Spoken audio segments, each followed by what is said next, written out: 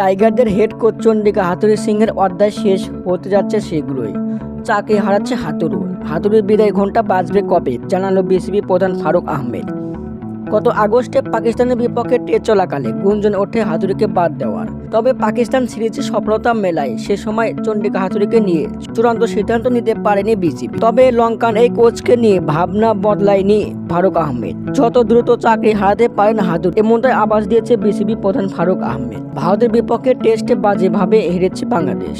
Test সিরিজে হয়েছে white wash, বড় ব্যবধানে হেরেছে দুটি ম্যাচ। ভারতের বিপক্ষে প্রথম টি-20তেও বড় ব্যবধানে হেরেছে টাইগাররা।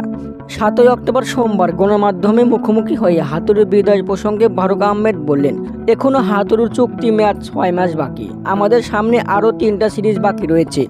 আমরা চেষ্টা করছি বিকল্প কাউকে খোঁজার।